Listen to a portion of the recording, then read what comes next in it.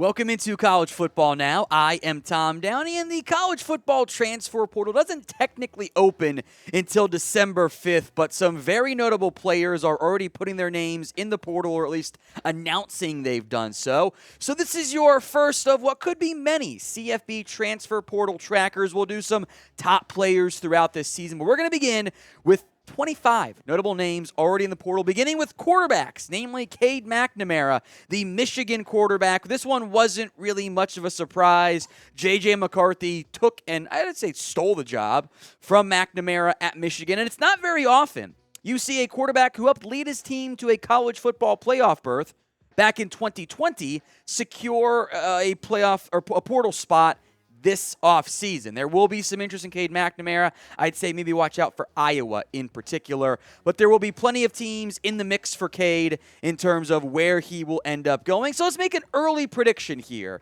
down in the comments section. Where will Cade McNamara end up transferring to? Let me know in the comments section. Iowa was a team quickly mentioned, which they need more than just quarterback help. They need a new play caller too. But make those predictions for me in the comments section. Next up is Jeff Sims, the Georgia Tech quarterback, who is a very good player in terms of potential and athletic ability. He's never produced that great of numbers, in part because Georgia Tech's not been that good overall. That's why their coach got fired. But there is some untapped dual-threat athletic ability. Over 1,000 yards in college in 25 games, needs some more polish as a passer. There will be teams interested. I'm also very curious what ends up happening with Luke Altmaier, the Ole Miss quarterback. Obviously, say correctly, Jackson Dart took over that job for Ole Miss this year. Lane Kiffin kind of did him a solid, not burning his redshirt option this year. He is already in the portal as well. If you want more college football videos and transfer portal videos, maybe some top destinations for various big-name players, some top overall players as well, then like the video. Show the bosses, my bosses here at Chat Sports, that you want more college football videos by simply liking this one. A 5-star, I'll say prospect, transfer, player, whatever phrase you want to use there, is Trey Sanders. Not that a lot of Alabama has battled some injury stuff in the past, but former 5-star, there will be plenty of interest. And something tells me he ends up at Texas, right? Because of Steve Sarkisian down there for the Longhorns. Another former highly touted recruit at running back is L.J. Johnson Jr., top 50 recruit in 2021. Only 6 games this year, didn't do much of anything, did not play in the final 5 games of the season, but the former highly touted recruit nature means there will be interest in Johnson. Here is a, I'm sure, controversial question to answer at the pinned comment on today's video. Is the transfer portal and NIL, which are both kind of interlocking these days, having impacts on each other, is that good for college football? I think it's good for most college football players, but what about the sport as a whole?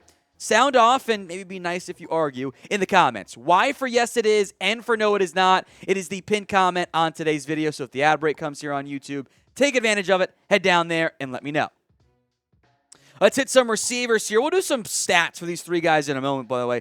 Grant Dubois, the Charlotte receiver, great size, 2 years of good production. This is where the portal helps. Smaller school prospect is going to get a step up and hopefully help his NFL draft prospects and career path long term. Theo Weiss has not been super productive at Oklahoma, but there, of course, is some talent there. Dominic Lovett, despite, I would argue, not very good quarterback play at Missouri in recent years, has put up decent production as well. It's been Grant who's been the most productive. 62 grabs, 892 yards, and 6 scores this year. Not a household name, but hey, a team like Alabama could probably use him. Maybe it's a bit too much of a jump, but they could use the talent there. Deontay Thornton Jr. out of Oregon, a former top 60 recruit. He's next up here. He's 4th of, as we kind of go through some wide receiver options here. But maybe the one that intrigues me the most is MJ Wright, the wide receiver out of Fordham. You're going, Fordham, yes indeed. 62 catches, 1,156 yards, 11 touchdowns, got some kick return value as well. He's going to make the jump up to the full-fledged FBS level, and I think could end up making some nice impact for whether it's a Power 5, G5 school. We saw guys like Jared Verse for Florida State through this past year. It'll help these younger, smaller school players. Have a special deal from our friends over at Fanatics for you guys today. Over 50% off on hoodies. If you're like me, you're not someone who's very good at Here's my Christmas wish list. I don't know what I want. I don't need that many things. Here's a great thing to put on your wish list or buy it for a family member, friend, whatever. 50% off college football hoodies at chatsports.com/CFB hoodie. Links in the comment section and the description. We did not show you every single school that has them, but they're pretty much all there. Chatsports.com/CFB hoodie. Over 50% off. Links in the comment section and in the description. Let's stick with some more smaller school players on this list, guys who are looking to up their level of competition. Blake Watson, the running back from Old Dominion, over 2,000, almost 2,400 total yards, 16 touchdowns the past 2 years. He'll get a jump up. A name that I doubt you've heard of, and frankly, nor should you, unless you cheer for North Alabama, is Shunderick Powell. He's an undersized, he's a 5'7" back there, 221 carries, 1,500 yards, 18 touchdowns. That's 7 yards per carry. Does offer some third down value as well. We've seen a smaller back like Deuce Vaughn, who also wears purple, have great success. Maybe Powell can be the next jump-up player with some undersized traits there. Here's another example of where the transfer portal can pay off. Levi Bell is back in the transfer portal. He went from Louisiana Tech to Texas State this past year. He had 65 tackles, 13.5 TFLs, and 5 sacks, 40 pressures this year for Texas State. He's back in the portal and could end up at a better school talent-wise, competition-wise than Louisiana Tech. That's using the portal to your advantage. I want you guys to have some fun for me in the comment section. Shout out to your favorite college football team in the comment section. Alabama, Michigan, Texas, you name it. We got you guys covered, but sound off in the comment section. More small school defensive tackles. Truman Jones, 40 tackles, 13 TFLs, 6 sacks, 42 pressures for Harvard. You know he's smart because he, of course, plays at Harvard. He's going to look for the jump up. And so, too, I think, is Braden Fisk. 59 tackles, 12 TFLs, 6 sacks. All 3 of those young defensive tackles looking to up their level of competition. Maybe not like, the Michigans, Alabamas, Ohio States of the world, but they can get to a Power 5 program potentially and maybe get themselves drafted. That's what the portal can benefit you if you play it correctly. Jonathan McGill, who was a key player for Stanford, the safety, enters the portal. Not an accident. That comes quite literally like a day after David Shaw announced he was done at Stanford, stepping away. Coaching changes can often lead to portal changes. That's what happens here with J.Q. Hardaway, by the way. Quarterback from Cincinnati, former 4-star, top 200 recruit, one of the biggest Cincinnati recruiting gets. And then you got Luke Fickell going to Wisconsin. Something tells me he could end up with the Wisconsin Badgers. Now, today is the penultimate, that's second to last for those of you who aren't nerds, College Football Playoff Rankings. We'll be live for that tonight and on Sunday for the final College Football Playoff Rankings reveal. Hit that sub button right now if you haven't already. That way you get a push and you can tune in live for the College Football Playoff Rankings right here on Chat Sports.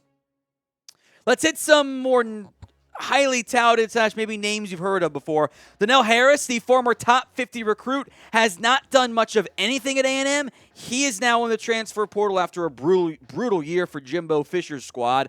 One of the best names in college football, Demon Clowney, and yes, that is Jadeveon Clowney's brother, is also in the portal, but that's because he hasn't done much. No real impact. A former top 250 recruit. Maybe he jumps down to a lesser level of competition, gets some more playing time. Interesting name here is Antonio Greer, or Tony Greer, as others call him. South Florida, didn't play that much this year, 5 games, kind of banged up. Second team All-AAC in 2020 and 2021. 92 tackles a year ago. Again, didn't make a major impact in 2022. He can find his way to maybe a lower-end Power 5 program and try to get his stock back up. The final 5 names are even more quarterbacks in the transfer portal. I feel like, especially when it comes to what is now in reality college football free agency, quarterbacks are going to draw a lot of interest. Brett Gabbert, and yes, that is Blaine Gabbert's brother, is a multi-year starter at Miami of Ohio. He entered the portal as soon as their season ended. 2021, he was awesome, but injury issues this year has been unable to stay healthy. I am very curious where he ends up. Hank Bachmeier, the former Boise State starter, was actually in the portal in September, but we'll put him in here for these purposes. A high-end G5 starter. And also Davis Brin, the quarterback from Tulsa. All 3 of these guys are multi-year, or at least hybrid multi-year starters who have put up decent-ish production at the G5 level. Brett Gabbert is a 45-14 touchdown interception ratio. Not much of a dual threat, but he can move a little bit. Great touch on his passes. Again, he was a freshman starter for the Miami Redhawks and has played pretty well overall in his career. Hank Bachmeier's kind of been up and down at Boise State, but he's the most accurate of this list. I will make note that it's actually Gabbert / Brin have the best yards per pass attempt. And Davis Brin, a kind of a 2-year-ish starter at Tulsa, not nearly as impressive TD interception ratio. So pick a QB. If you maybe haven't heard of them, that's okay as well. BG for Brett Gabbert, that's my vote as a totally unbiased Red Hawk alum. It's just not biased at all. HB, Frank Bachmeier, or DB for Davis Brin. Let me know in the comment section. 2 more names here. One you've heard of and one you probably haven't. The first up is Malik Hornsby, former 4-star, top 200 recruit back in the portal. I don't think he's really a Power 5 quarterback, but he is a good athlete. Maybe he goes out and tries for, like an Arkansas State, just as an example, since it's local, could be better fit for him. And Tony Muskett, elite name for a quarterback, by the way. Last name Muskett, played for Monmouth, also checks out quite well there. Former, has done a good job for Monmouth being productive and whatnot. I am curious where he ends up. We've seen some of these smaller school prospects, Cam Ward, for example, Bailey Zappi, make the jump and go find a high-powered offense to have success at. Maybe Muskett pursues something similar there.